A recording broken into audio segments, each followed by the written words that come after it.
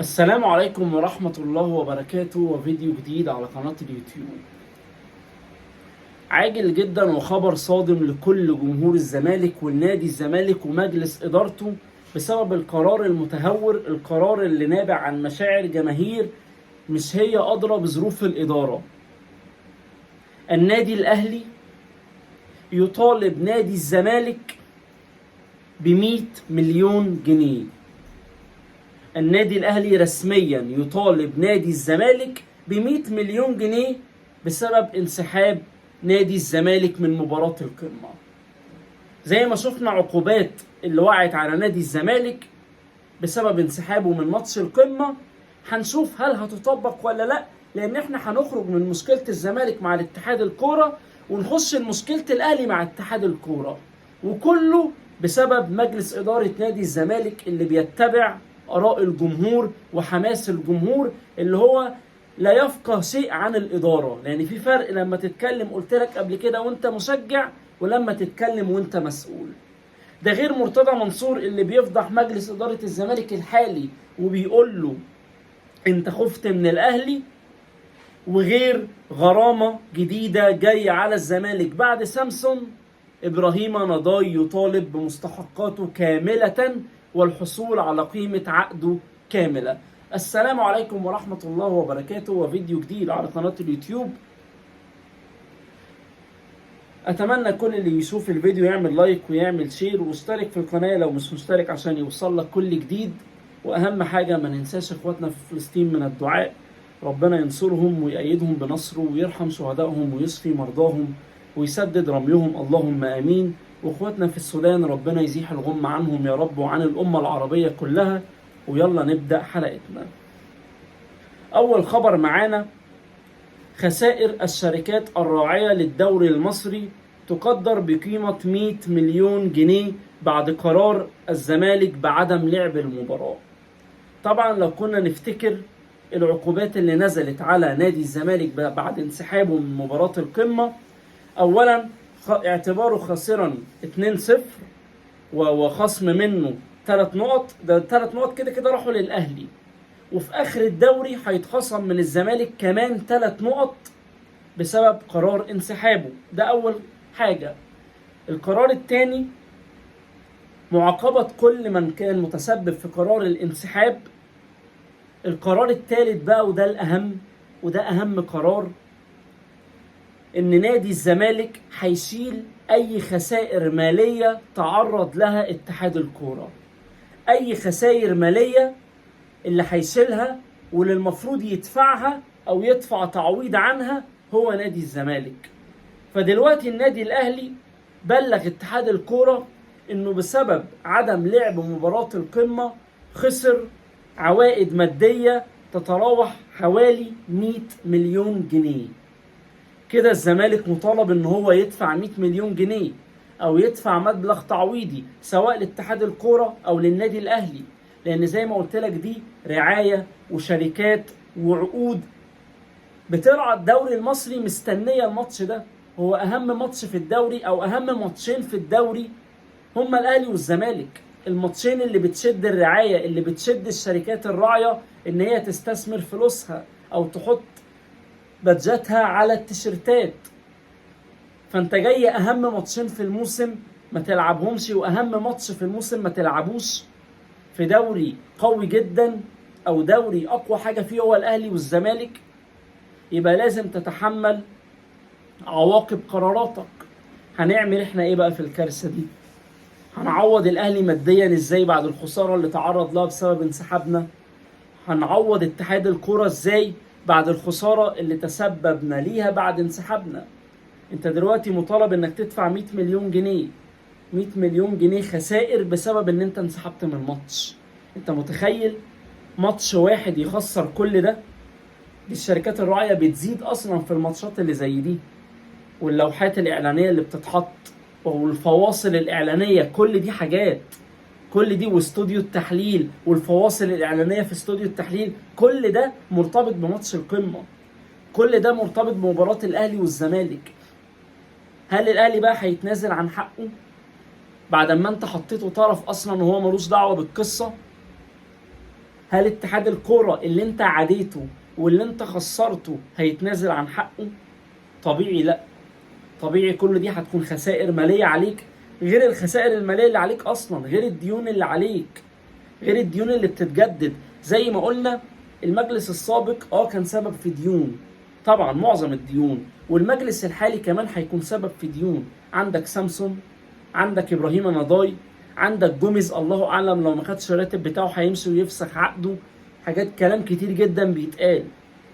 غير بقى ان ابراهيم نضاي اللي عايز فلوس، وسامسون اللي عايز فلوس، لما يشوفك لسه رايح مشتري محمد شحاته ودافع 10 مليون جنيه وانا ما خدتش راتبي وانا ما خدتش فلوسي، كل ده هيثير الجدل في في غرفه تغيير الملابس. غرفه اللبس هتبوظ عندك، وكل واحد هيطالب بحقوقه. انت اللي حطيت نفسك في المأزق ده، لان زي ما قلت لك الاهلي لما بيطلع بيان بيكون دارس كل حاجه كويس وما بيزنقش نفسه ويبقى مجبر ان هو يعمل اي حاجه. ده اول خبر بالنسبه للغرامه على نادي الزمالك بسبب انسحابه من مباراه القمه. مرتضى منصور طبعا طلع ونشر بوست طويل عريض بيهاجم فيه مجلس اداره نادي الزمالك الحالي، وبيقول له: ايه هي قضيتك يا حسين يا لبيب اللي انت بتدافع عنها عشان تنسحب؟ الحكام؟ طب ما انت لعبت ماتش فاركو، مبدئيا هو عنده حق، ولا هو عشان ماتش سهل وماتش الاهلي صعب؟ المؤجلات؟ طب ما انت لعبت ماتشات الدور الثاني قبل الاول. طب يا حسين هتلعب ماتش السيراميكا الجاي ولا لا؟ هتلعب الماتش يبقى انت خفت تلعب الاهلي. ده مرتضى منصور. المشكله ان مرتضى منصور نفسه انسحب 600 مره قدام الاهلي، بس هي حته مكايده، حته ان انا هتصيد اي خطا لنادي الزمالك وهتصيد اي مشكله عند نادي الزمالك عشان اهاجمه. رغم ان هو نفسه لما كان رئيس للنادي كان بيتضايق من اي حد ينتقده، وكان بيتضايق من اي حد يهاجمه، وكان بيقول لك ولاد النادي ورموز النادي بيهاجموا النادي وبيحطموا النادي وبيساعدوا في ان النادي تزيد خسايره، والمؤامره اللي معموله على الزمالك من ابنائه. ده كان كلام مرتضى منصور. دلوقتي لما الحال اتبدل وبقى مرتضى منصور هو اللي بره والكابتن حسين لبيب هو اللي رئيس النادي، بقى يعمل اللي كان بيتضايق منه، بقى هو اللي بيهاجم النادي باستمرار، رافع قواضي على النادي كالعاده. النادي الزمالك عمره ما هيخلى من القواضي، وبيتهم حسين لبيب ان هو كان خايف من الاهلي علشان كده انسحب. رغم ان انت نفسك لما كنت رئيس نادي الزمالك وانسحبت بسبب ان كهربا لعب ماتش السوبر، وما انسحبتش لما كهربا لعب في الدوري. طب ما ده برضه مبدأ غلط. يعني انت قلت هتنسحب عشان كهربا ما تعاقبش وهيلعب، فكهربا لعب ماتش السوبر، وبعد كده قلت رجعت كملت الدوري تاني عادي رغم ان كهربا لسه بيلعب وما توقفش. شفتوا بقى ان العقلية واحدة؟ شفتوا بقى ان المبدأ واحد؟ شفتوا بقى ان التفكير واحد؟ هي العقلية، هي طريقة الإدارة، هي رمي الودان للجمهور مع اختلاف الأسماء. ما فرقش كتير مرتضى منصور من حسين لبيب بوجهة نظري، طبعا مع الفرق ان هنا مفيش الفاظ عشان الواحد بس يبقى بيتكلم كلام منطقي. لكن في سنة العنجهية لسه موجودة، ان دخل الاهلي في جملة مفيدة لسه موجودة، تصريحات البوم الطخ والقصف الجبهات والقصة ديت، تصريحات الاستفزازية، ان نقلل من المنافس، كل ده لسه موجود. مش شرط الكابتن حسين لبيب بس، شوف الكابتن احمد سليمان بيطلع يقول ايه، شوف بقيه اعضاء مجلس اداره نادي الزمالك بيطلعوا يقولوا ايه، وبيطلعوا يغلطوا في الاهلي ازاي ويقللوا من الاهلي ازاي. فهي الفكره، هو المبدا ما اتغيرش، هي المظلوميه. رغم ان تاني هقولها لك وتالت ورابع. اخر حاجه معانا طبعا ابراهيم نضاي. محامي ابراهيم نضاي أرسل للزمالك إنذارا لدفع ما تبقى من عقد اللاعب 800,000 دولار. محامي اللاعب منح الزمالك مهلة أسبوعين لسداد المستحقات قبل التصعيد للفيفا.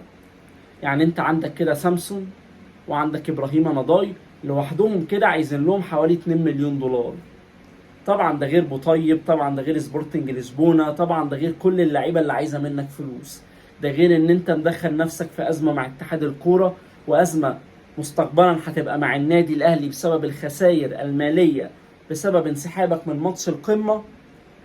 حاجات كتيره قوي، حاجات كتيره قوي كان المفروض الزمالك يشغل باله بيها، اهم من الحاجات اللي ملهاش اي لازمه اللي حصلت في الدوري دي. كنت المفروض تخلص نفسك من المشاكل الشخصية الأول، بعد كده بقى تتجه لاتحاد الكورة، للماتشات، للحكام، للقصة دي.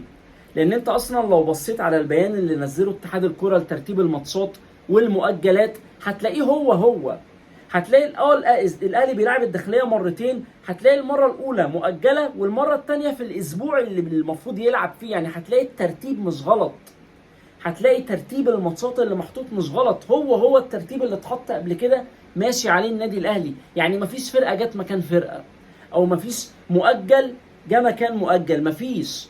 هي الترتيب. يعني مثلا ما كانش الاهلي المفروض يلاعب بيراميدز، لا هيلاعب الداخليه. ما كانش الاهلي المفروض مثلا هيلاعب سيراميكا، لا هيلاعب فاركو. لا، هي الترتيب. بالعكس، ده الاهلي عنده مطحنه في نهايه الدوري. الاهلي عنده ماتشات صعبه جدا جدا في نهايه الدوري، حتى لو هو جمع نقاط ممكن يفقدهم في اخر الدوري. ولو كانت الماتشات السهله اتحطت في الاخر كان برضو الزملكاويه هيقول لك بص حاطين للاهلي ماتشات سهله في الاخر عشان يعرف يجمع نقط في الاخر وياخد الدوري. فالفكر بيتغير حسب ما انت عايز ايه، او حسب ما انت عايز تقول ايه. عارف لو احنا بنكسب ما كناش هنقول الكلام ده خالص. فلا ترتيب الماتشات اتغير، وبالنسبه لاخطاء التحكيم الزمالك استفاد منها اكتر ما اتضر، والاهلي اتضر منها اكتر ما استفاد. ففعلا مرتضى منصور هنا عنده حق. انت ايه قضيتك؟ انا مش لاقي لك قضيه بالظبط، ولا فاهم انت بتتكلم عن ايه. انت اللي عملته ده خوف من الاهلي، زي ما انا نفسي مرتضى منصور خفت قبل كده من الاهلي وانسحبت في ماتش الكاس عشان خاطر كهربا ولا ماتش السوبر، وفي نفس الوقت لعبت بقيه ماتشات الدوري عادي رغم ان كهربا كان برضو لسه ما توقفش. فزي ما قلت لك العقليه واحده، التفكير واحد، مش هيتغير. عشان كده الزمالك هيفضل في نفس الوضعيه اللي هو فيها دي. انا كده خلصت حلقه النهارده، شكرا جدا لكل اللي بيدعموني. السلام عليكم.